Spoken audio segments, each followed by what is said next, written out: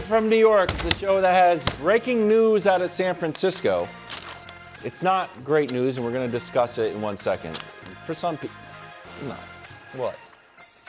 It's what? It's terrible. It's terrible news. I agree. Oh, you're excited. No, I'm not. Wow. What an allegation. Well, I mean, Look it at the sounded- smile on his face. I'm not excited. Look, Listen, man, preparation is opportunity. Is preparation meets something. This is a tough spot, though. That's an understatement that it's a tough So spot. it'd be very impressive if he won. Yes. It would We be. discuss in a second. News out of San Francisco. Purdy out. Ricky Pearsall out. Jawan Jennings out. Mac Jones in against the Rams, who are favored by more than a touchdown. Danny, we will start with you. Can the 49ers, the depleted 49ers, actually win this game? I don't think so. This is a real tough spot.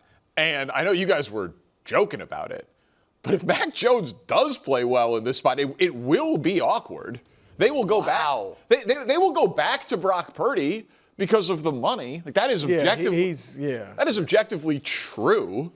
But you don't think that there would be like some level of second guessing within the organization of like, did we really need to give him $250 million if Mac Jones can perform at the level that he is expected to? Well, that's that to me is, and this has always been the interesting. There hypothetical of what if a guy like Mac Jones got dropped into the Niners? Yeah. And now again, Well, last year it happened with Darnold, or was it 2 years? 2 years ago. But that was With Darnold. one He game, played a right? few games. Mac, we'll see how long. no, correct. How many And games so we it would see. have to be more than this. Yeah. But this is not Mac being dropped in to the Niners. It wouldn't be for Brock either. You know what I mean? Kittle's still out. The receivers are gone. It's McCaffrey, who they, by the way, I want to be on the record about this. I will feel badly for Christian McCaffrey, but I will not feel like the Niners got unlucky if later this year McCaffrey misses time because they are running him into the ground early in the year. Like they are not treating him like But he what is. do you do? You know what I mean? Like I don't know. I hear you. His workload is crazy. I would try to split carries a little bit more. But to answer the question, I don't think the Niners can win this game with either of the quarterbacks. I think that the Rams are flatly a better team. I agree with Danny in this regard. And this is where, this is the manna from heaven for you. Because if the audience doesn't know, their backup quarterback's Mac Jones. While Purdy's job within the building would not be in question, there would be a lot of noise, whether it be from some fans, local media, whatever it is, if Mac wins this game and then I forgot who they play next, like Purdy's healthy, comes back and loses.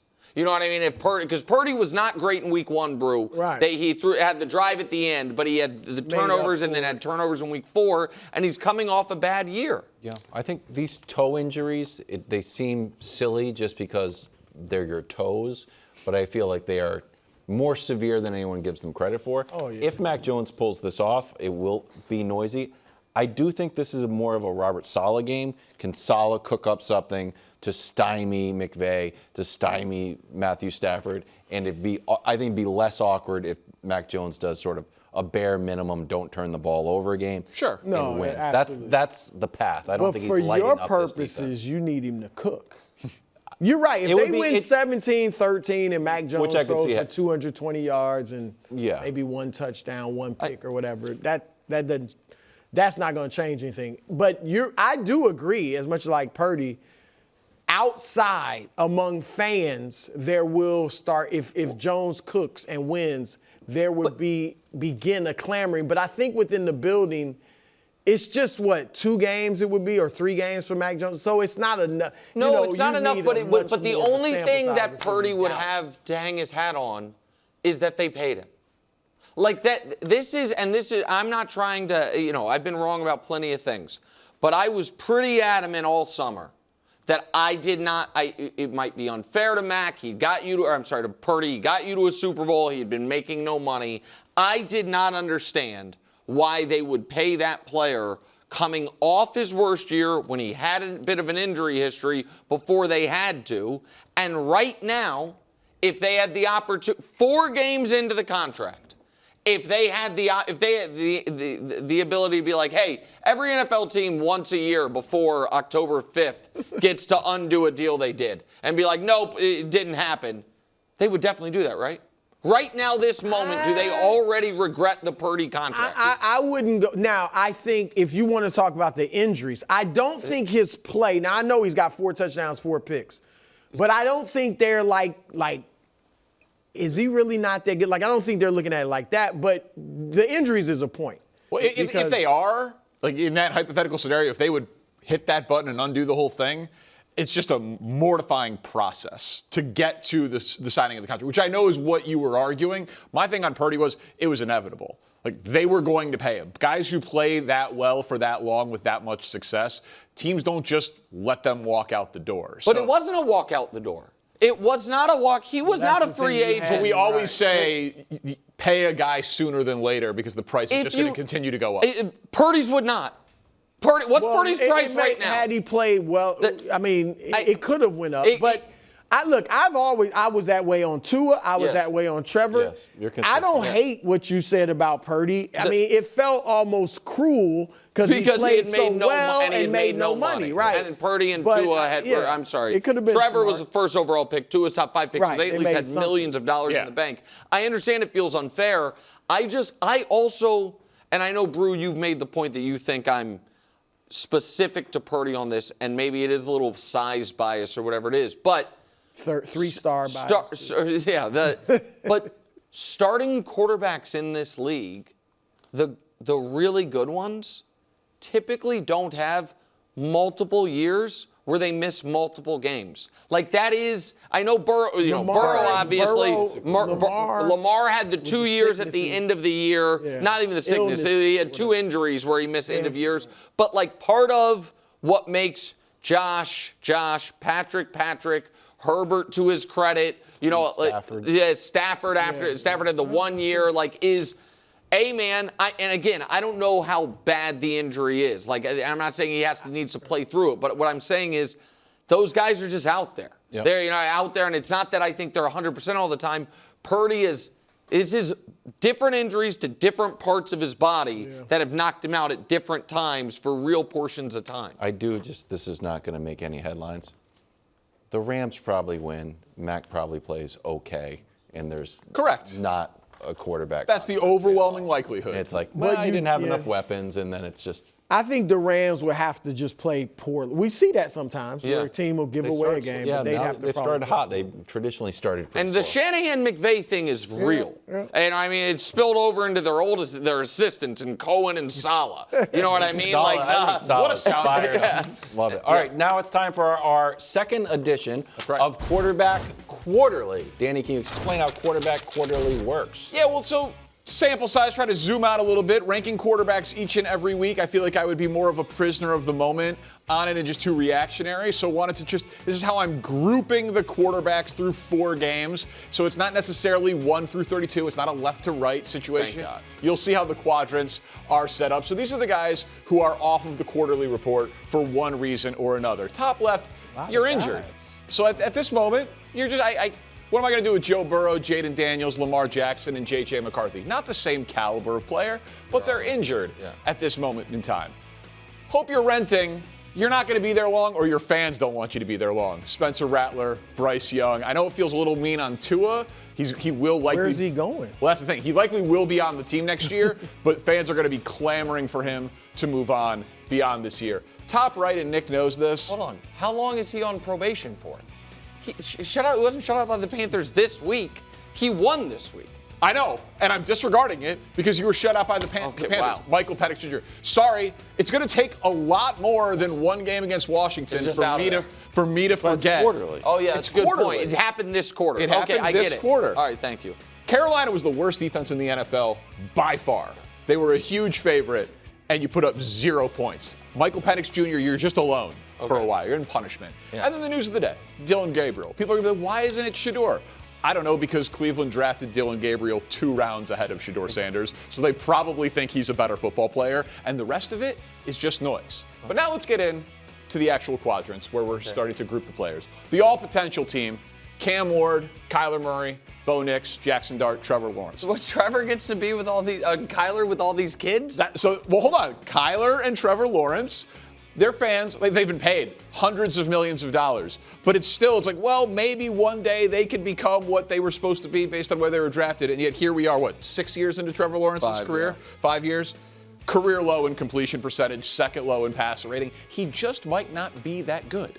So But he was a Gatorade All-American. Player of the year. I heard that about Gatorade All-American. But the other guys still have plenty of time. But again, it's on potential. The first time we did Quarterback Quarterly, there was a nod to Brews. It's fluid with the rankings. Today, Wilds, hey, what's going on? Trademark Kevin Wilds group. Geno Smith. You had the most interceptions in the league through 4 weeks. You're supposed to be the most accurate passer. What's going on? I forgot the hey. Hey, oh yeah, sorry, right, trademark. C.J. Stroud. Why is Daniel Jones so big? I'm going to tell you why in just a second. I was wondering. It's a metaphor. C.J. Stroud. You've only topped 300 yards 3 of your last 23 games. Hey, what's going on? Jalen Hurts, you're programming sports television everywhere with, hey, what's going on? 0 completions in the second half. And then maybe the biggest, hey, what's going on, trademark Kevin Wilds in the whole league, Daniel Jones. How about this, guys? Top 8, completion percentage, passing yards, passer rating, yards per attempt, anchoring the 4th highest scoring offense in the NFL. Nick had him as the #1 pick in the draft. The whole world had this team left for dead because of Danny Dimes. He's undeniably a Pro Bowler if the season ended today. He's on Brew's MVP ballot. Hey, can I ask you a question? Yeah, please. At what point are we going to say Daniel Jones is good? I mean, it's coming. It would have to be at some point next year. You think next year? I mean, Sam Darnold. Let's see. What if he has the Sam I don't Darnold think year? he has. Here's the difference. There's no Justin Jefferson in Indy, and then the other. Oh yeah, no, that's fair. Like the talent. But he has the I'm same not saying baggage. you're wrong. You know what I I don't mean? know. Like he's got the Darnold. same baggage. What did he have? 4,000 yards, 14 wins. 43 I do yards, think, yeah. I would say that Jones was better than Darnold early in his career. Like Jones's first year was actually okay. Sure. And he had a bunch of different coordinators. He had the year they made the playoffs. So real quick, I apologize. maybe this year. Yeah, maybe please. this I year. think I'm enjoying this so far. Oh, I still don't understand why he's bigger than everybody. Because he's the most, hey, what's going on guy. I want him to stand out. We don't talk. I get it. We talk about the other guys a lot more, especially. We wouldn't have noticed that had his head not been this big. I would have been 8% bigger. It's not like He's got to be gigantic. I gotta tell you. Either all or I'm nothing. not trying to critique everything you do. slightly but different font. that Looks is like the a problem typo. is it looks like we made a mistake. Go ahead. It looks like our graphics team made a mistake. Not that we did it on purpose. All right, go. All right, next. Sorry. It worked. Sorry. By the way, we're talking about him. Yeah, there you go. All right, thank you. The third quadrant. Prove me right or prove me wrong. Oh, So- I like that. eighths. So Caleb Williams, Aaron Rodgers, and Drake May owned all the stock on him coming into the year. I thought the Steelers were going to be a playoff team this year. Thought Drake May could be the second best quarterback in that QB class behind Caleb Williams. And so far, I would say, these guys are proving me right. They're all off to pretty good starts this year. I'm not backing off any of that. I was pretty low on Purdy, Jordan Love, and Sam Darnold, and so far, they are proving me wrong. I know we'll get to a little bit more into Jordan Love in just a little bit, but Caleb Williams, quietly, 5 touchdowns, 1 interception his last 2 games, passer rating of over 106. They're averaging 25 points per game. That'd be the best in the Bears since 2018. Caleb Williams, proving me right. Last quadrant, QB Quarterly. Do it every 4 weeks. No notes. Every fan of all of these teams would love their quarterbacks. Patrick Mahomes, Baker Mayfield, Justin Herbert, Jared Goff, Josh Allen, Dak Prescott, and Matt Stafford. Now, I am not saying that Dak Prescott is as good as Josh Allen or that Baker Mayfield is as good as Patrick Mahomes, but there is not a Cowboy fan anywhere who would be like, I don't like how Dak is playing right now, or how a Bucs fan for Baker Mayfield. These are the quarterbacks that no one who roots for their teams could have any issue with, and that is our second edition, first in season of of Quarterback Quarterly. How I see the quarterbacks in the NFL. I enjoyed that. Brew, are you first on Yeah, this? Brew, it's a perfect That was spot. nice. I think you should give. Just so you know, Danny. That's patronizing. That was nice is good. That was cute is the meanest thing Bruce says. Oh, okay. So as long nice is fine. Yeah, when he goes, that nice. was cute, it's him dropping an F-bomb on you. Just so wow. You know. Okay. Yeah, Go no, ahead. I didn't say cute. J-Lo, I think people are underselling how well J-Lo has played. And I'm not saying he doesn't have his things you need to worry about, right? Maybe making a bad decision here or there. But he is the only quarterback, Danny, that is in the top 5. Only quarterback in the top 5 in total yards, yards per attempt, touchdown to interception ratio, and passer rating. And so a lot of the top quarterbacks have had like one great game. Mahomes has had that one great game against Baltimore and then some other good ones. Goff had the one great game against Chicago, then it was okay. He has been pretty good in all the. Now, the Cleveland game was bad, but 3 really good games outside of that. So I just think I get the concern, but like I said earlier, Baker Mayfield threw a game-ending interception last week. Baker Mayfield led the league in interceptions last year, and people seem to have more concerns about J-Lo's decision-making than Baker's, even though J-Lo's thrown 1 interception in his last 11 regular season games. So regular season games, big caveat. But he's played well in the playoff game too. The one he won. Yeah. 2 of the games ended with Jordan Love making really terrible decisions. One of them cost them the game against Cleveland, and then he was 1 second away from not being able to tie that game. You don't put any of that on LaFleur, who I know is a very good coach. I think the quarterback's the guy out there on the field in that spot. He's a veteran. I would trust him to execute a little bit more. But to your point, he could be proving me wrong because his stats have been remarkable. All right. Nick, I assume no gripes? Danny has been learning from Brew, and not in a good way. That's a good guy to learn Not from. in a good way. This no notes section, you know what it feels a lot like? And you know what? It crossed my mind. Tier 2, a third of the league, and it's fluid. Have a take. Stand out on it. All these guys are good. No one's unhappy. We don't need to rank them. Give me a break.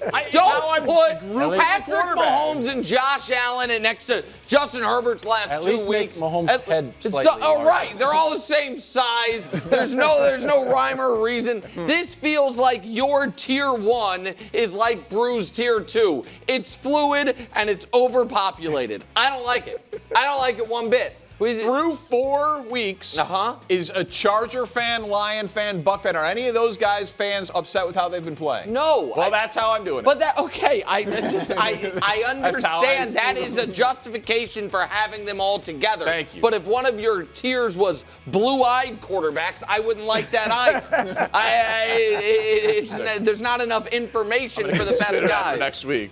Yeah. Blue-eyed quarterback. Solid. Solid? Something? This is something. All right. Solid is better. Wild saying solid is better than Brew saying good job. Uh-oh. That was good. I'm saying, Wild solid is like, but that was really nice. good. Live from Kansas City. I don't like Kansas City.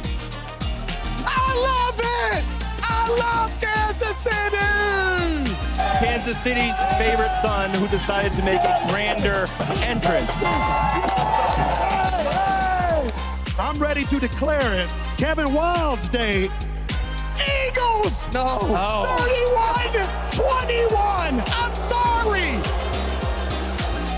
We're here for these people. Let them take us out.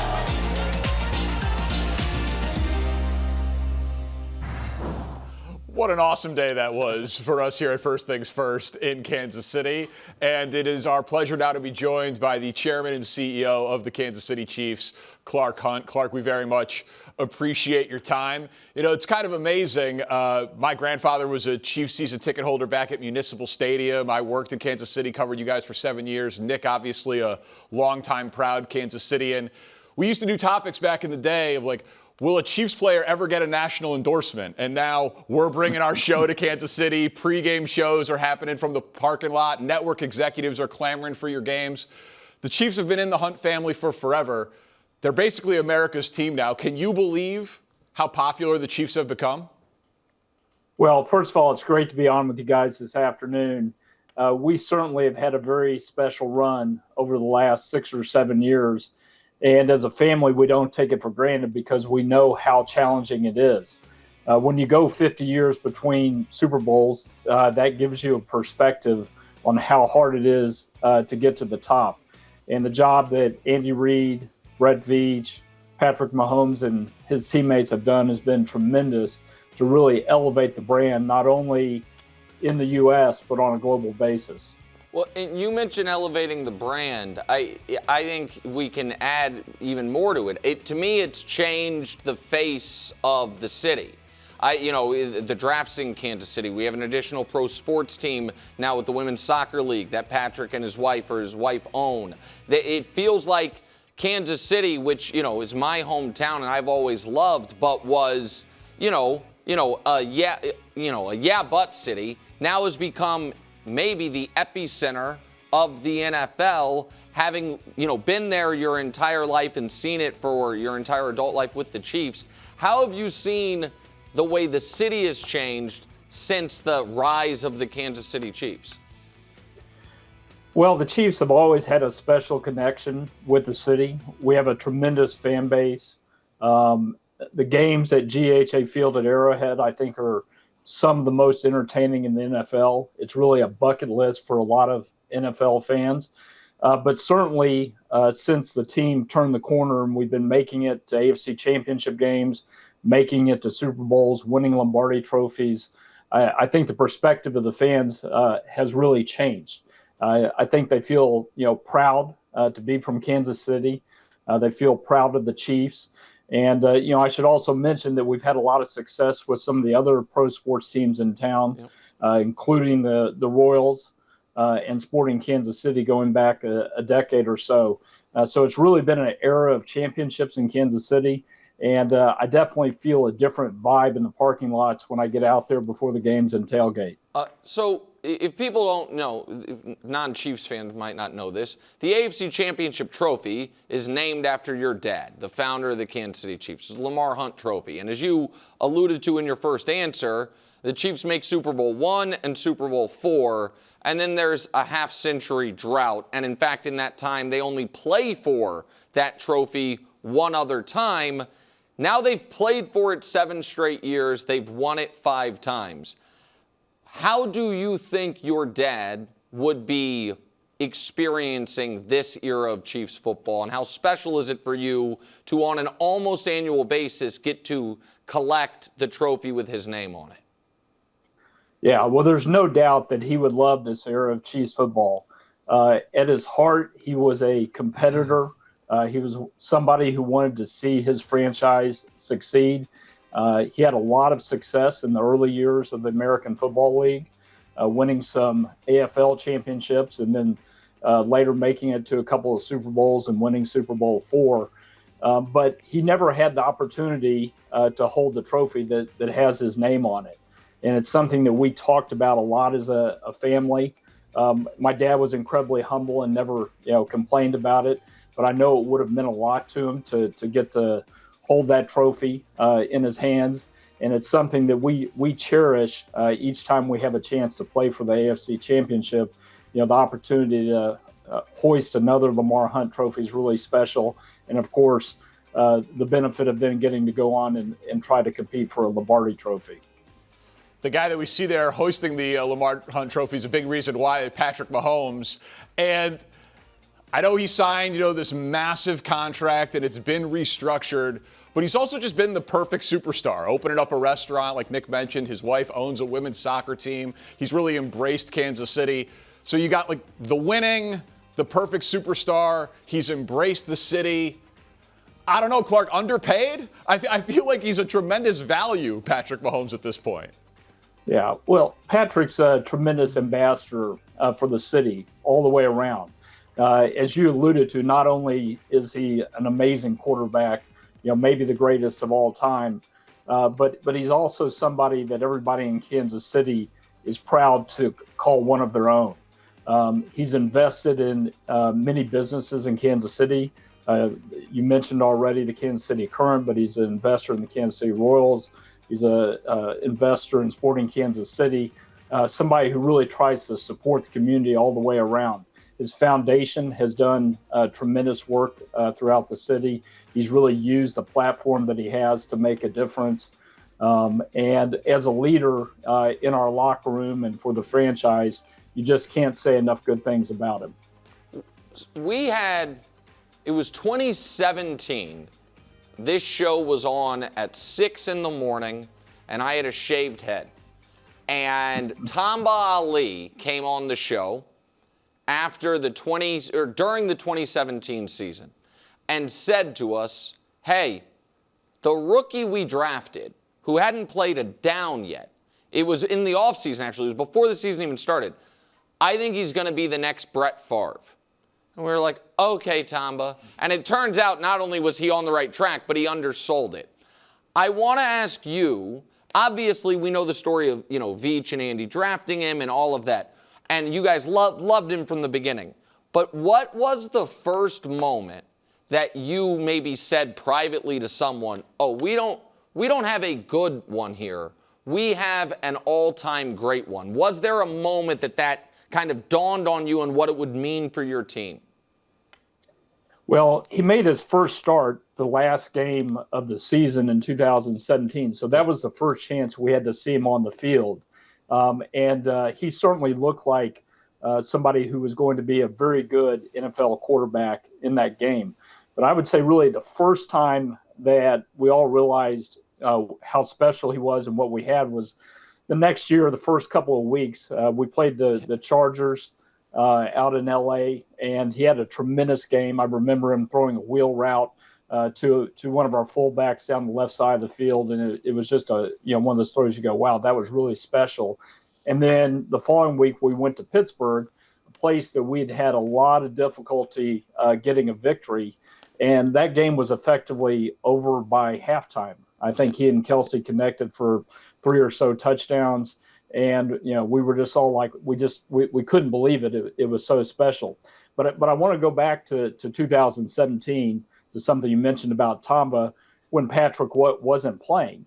Obviously, Brett Veach, who's our general manager now and was instrumental in bringing him to Kansas City, was incredibly high on Patrick. So periodically, he would send me a clip from practice of Patrick doing special stuff. And he sent me this one, and the headline was "No-Look Pass." I was like, what's a no-look pass in football? I know what it is in basketball, but sure enough, it was Patrick in practice, looking one way, throwing the ball the other way, and completing it. Of course, we would later see him do that against the Baltimore Ravens in an important game later in the 2018 season. And, it's just amazing. And then almost every week we saw him do something that you just said, wow, I've never seen that before on a football field. The left-hander on Monday night against Denver, his first year as a starter. I mean, every week it was something different that first year. Yeah, really was. Similar type of question then on Andy Reid. Like almost as much as the folklore of how you guys drafted Patrick was how you hired Andy Reid, not letting him get to the next job interview, like swooping in right at the beginning after the time in Philadelphia had come to an end. Everyone knows about the game planning and the play calling, but if you could anecdotally explain like, oh, I knew I was getting a great football coach, but it's actually been something more for this. How would you explain that about Andy Reid? Yeah, well, when we hired Andy at the beginning of the 2013 season, I really thought he was the perfect fit for the franchise at that time. We were coming off of a couple of very hard years, and I felt like we needed a mature, experienced leader, somebody who connected well with the players, somebody who had tremendous attention to detail, and obviously somebody who had had a lot of success as an NFL head coach. And Andy checked all those boxes. But like Patrick, Andy has been better than I could have ever dreamed. He is so incredibly consistent. And the players year in, year out want to play for him. He forms a relationship with the players and gets to know them beyond the football field. And because of that, they're all willing to go out there and give it their best. I really think that's an unsaid part of why he's so successful and why he's been able to be at the very top of the National Football League as a head coach for almost 25 years now. So now, Clark, I've known this guy Nick here for about 20 years. He's my best friend, and I don't know what best friends are for if not to embarrass them on national TV. So he's like, the number one Chiefs fan. You go out with this guy in Kansas City, and it's like Patrick Mahomes, Travis Kelce, Nick Wright in terms of how many people get noticed around town. He's the favorite son of Kansas City, and he reps you guys very hard on this show, and he drops banners on the show all the time. I know you're familiar with it, and it's praising the Chiefs. And so I was thinking, you guys are going to win another Super Bowl at some point. He's the Chiefs fan. He's the banner dropping guy. They're not going to let me drop the Super Bowl banner. I think you guys should have Nick at the opener after you win your next Super Bowl and let Nick pull the rope to drop the banner. They're not going to. I think that's a great idea.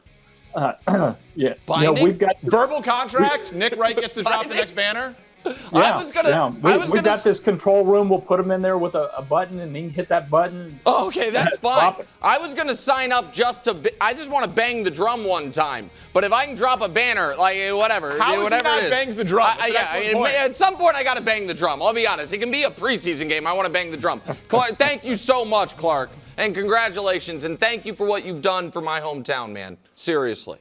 Yeah, absolutely. Great being on with you guys today. I'm glad we've got a couple of Chiefs fans here. I appreciate it. Absolutely. Thank you. There's the chairman and CEO of the Kansas City Chiefs and the man who's going to drop the next banner and bang the drum. Wow. I feel like that was a double yes for you. This is a great day. Great job by you. Yeah, you're welcome. No problem.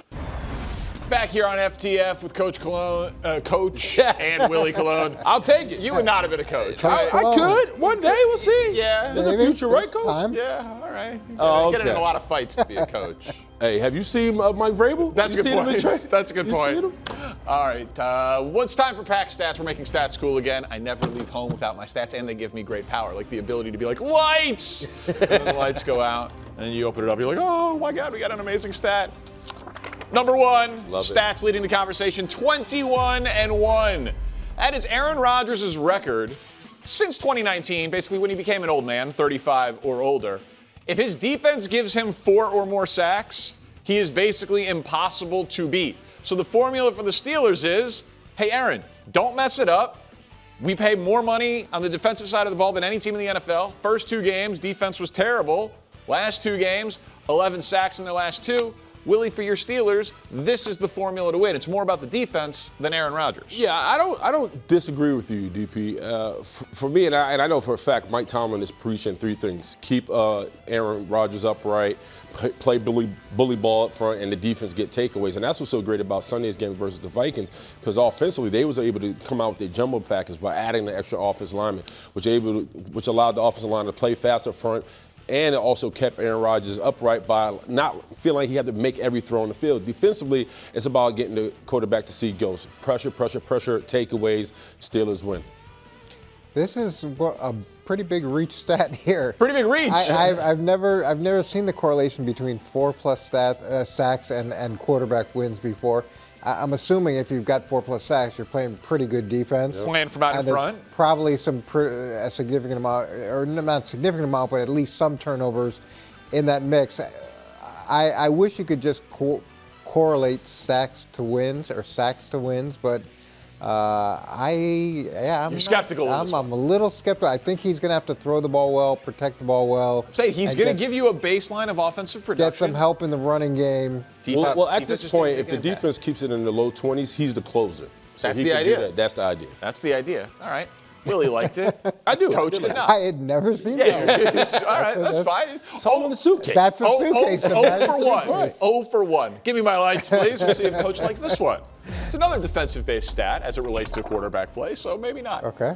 51.5 is the pressure percentage that Justin Herbert has had to endure, meaning 51.5% of the time he drops back, he's under pressure. We know about Rashawn Slater's injury.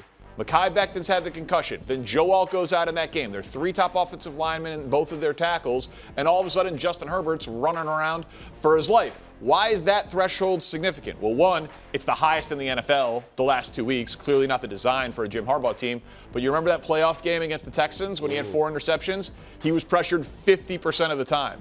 So he's been pressured more the last 2 games than he was in that Texans game. That's the only thing that can derail Justin Herbert's MVP candidacy, Coach. 51.5. Yeah, I think this is a good stat, and this is a surprising stat to me because I worked with Greg Roman and with Jim Harbaugh in San Francisco, and I know how good Greg is in the running game and designing very effective, not only core runs but packages of runs. And to me, that's the what they need to do is stop having it so skewed towards the pass. And I understand that Jim really likes the way that Justin's developed, but run the ball first, and that'll take a ton of pressure off the offensive linemen. That'll slow down the defensive linemen. That'll allow them to build play action. And it's what helped Justin Herbert so much last season. They have to get back to that as the starting point. Yeah, the number's alarming, but I'm out of excuses when it comes to Justin Herbert, right? Because we've seen quarterbacks like him in this position. You go back to 2001 when Aaron Rodgers won MVP. He had 4 out of his starting offensive linemen down. I mean, Bakhtiari missed 16 games. Elton Jenkins missed 9. Josh Myers missed like 6. And then I think Billy Turner, he missed a couple as well. So Aaron Rodgers was able to shoulder that team and win MVP. If he's him, DP. Yeah, no. If he's him. It's a fair point because I do think he is him. Okay. I will say that is one of the most impressive quarterback seasons in the history of the NFL. But he's him. Okay. But that Aaron Rodgers MVP season when he led the league in sacks taken also is one of the craziest seasons. But in your top 5, you're right. You're right. He's got a long way to go to be him. Yeah, there is still a gap, but Coach, I'm with you, but I'm just going to the number 1 Justin Herbert fan in all the land. Oh, I might be number 2 this season. Yeah, I know. See? So he's got to overcome it. But I need the running game to help him be him. Last one. Give me my lights. So I feel like Coach didn't like the first one, really not as much on the second one. We'll see if we can find universal ground here. On a pretty simple one, 28.6. That's the number of points per game that Xavier Worthy, when he's on the field, the Chiefs score. I honestly underestimated this going into last week. It's like, well, Worthy will come back, but then they still need Rice to come back, and it's going to take some time. It's like, oh, actually, I was just wrong. If you go to the Steelers game last year, the 3 playoff games, and then the game they played last week against Baltimore, maybe it's just Xavier Worthy. You give Patrick Mahomes a deep threat, chunk plays, speed, opens up things underneath. Simple. Yeah, I don't know if it's a light show, but it's flickering. It's a little flickering. 5 games is not nothing. Well, I'm going to say this. Going to the Baltimore game this past Sunday, Baltimore's horrible on defense, right? And it was good that he had an impact, and it shows what they're able to do when he's on the field. But they also have the Jags coming up. And then they had the Lions. If he's able to do and produce, and this offense is able to do and produce, then Gotta stack it. Sure. Yeah, so I'm like, okay. But right now, I'm just not a believer. Here's the reason I think there is credence to this is he's the closest thing to Tyreek Hill that they've had since Tyreek left. And the one thing that Tyreek constantly did was put pressure on you vertically and also put pressure on you on those deep over routes. And to me, with that element missing, everything got so constricted for Patrick in the offense. And now getting that back, you're seeing the effect. So do I think it's exactly a correlation? No, but it's helped a lot. Well, and there's just still more to come. Like you, all of a sudden, if Travis Kelce can be the number 3 or 4. We can't take Sunday as a sample for things to come. Like, put him in the ring with the Jacksonville Jaguars, who lead the league in takeaways. Put him in the ring with Aiden Hutchinson, that kick-ass defense, and then we can say they're back. I understand that. All I'm saying is Rashee Rice missed those games last year that I'm going back for this 28.5 points per game with Xavier Worthy's last 5. It's not nothing teams. It's the Steelers, their 3 playoff games, and then Baltimore. That's not nothing in terms of competition. And what Xavier does is he forces you to defend the whole field. You can't constrict the defense as much because of that speed element. Well, they need him. They do need him. They need him. And then they'll get Rashee Rice back. Thanks for watching. Subscribe here to get more from the show and to check out clips from other shows on FS1.